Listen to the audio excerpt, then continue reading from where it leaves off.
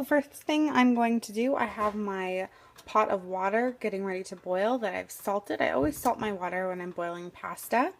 And I'm taking my ground beef, and I bought extra lean ground beef because I'm trying to cut some of the fat out, but I am going to drain the fat once it's cooked.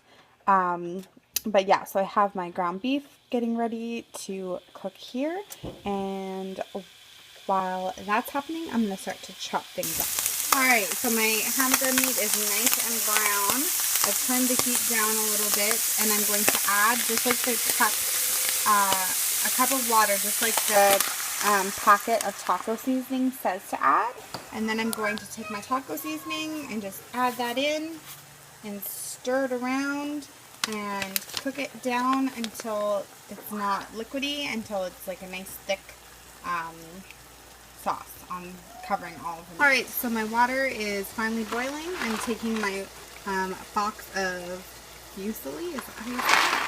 And I'm going to cook this whole box because I want to make a fairly large batch of pasta. And I'm also just going to turn this heat down to about a 7 so it doesn't boil over.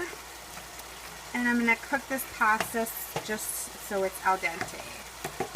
Alright, so my meat is all done, and I've just put it in a bowl, and I'm going to put this bowl into the fridge because we want this meat to be completely cooled before we make the salad with it. Alright, so I've diced up one bunch of my green onions. I think it was about 8 of the little green onions.